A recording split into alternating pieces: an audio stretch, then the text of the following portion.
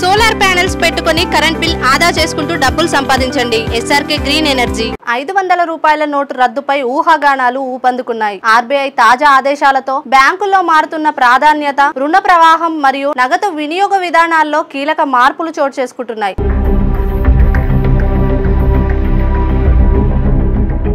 Reserve bank of India తాజాగా జారీ చేసిన మార్గదర్శకాలు ఈ మార్పులకు దేశంలోని 75% ఏటీఎంలలో సెప్టెంబర్ 2025 నాటికి 100 మరియు 200 రూపాయల నోట్లను తప్పనిసరిగా అందుబాటులో ఉంచాలని ఆర్బీఐ దేశంలోని అన్ని బ్యాంకులకు ఆదేశాలు జారీ చేసింది. ఈ నిర్ణయం తర్వాత పెద్ద నోట్లపై ఆధారపడే విధానాన్ని ఆర్బీఐ తగ్గించాలన్న యోచనలో ఉందని నిపుణులు అభిప్రాయపడుతున్నారు. దీనివల్ల 500 నోట్లను కూడా రద్దు చేసే అవకాశం ఉందన్న ఊహాగానాలు వెల్లువిరుస్తున్నాయి. 500 రూపాయల నోట్లపై ఆధారాన్ని తగ్గించాలని ఆర్బీఐ లక్ష్యం. వాయిస్ ఆఫ్ బ్యాంకింగ్ వ్యవస్థాపకుడు మరియు ప్రముఖ బ్యాంకింగ్ నిపుణుడు అశ్విని రాణా ఈ మార్పును విశ్లేషిస్తూ చెప్పారు. ఆర్బీఐ ప్రస్తుతం చిన్న నోట్ల వినియోగాన్ని ప్రోత్సహిస్తూ 500 నోట్లపై ఆధారాన్ని తగ్గించాలన్న దిశగా అడుగులు వేస్తోంది. ఇప్పటికే 2000 నోట్లను చెలామణి నుంచి తప్పించినట్టు త్వరలో 500 రూపాయల నోట్లపైన క్రమంగా ఈ ప్రభావం పడే అవకాశం ఉంది అని అన్నారు. ఇది తక్షణమే జరగకపోయినా రాబోయే సంవత్సరాల్లో జరగడం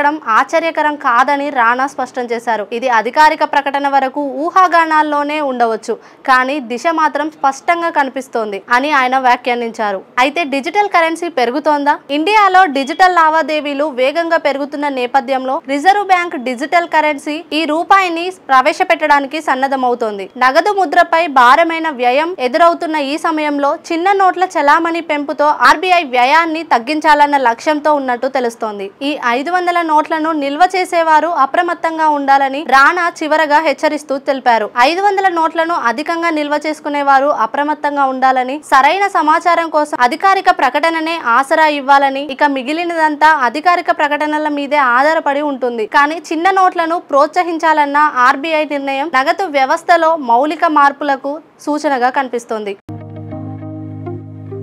స్వచ్ఛంగా, సహజంగా పోషకాలు నిండిన ఎస్ఆర్కే డైరీ పాలు మరియు పాల పదార్థాలని ఎంచుకుందాం.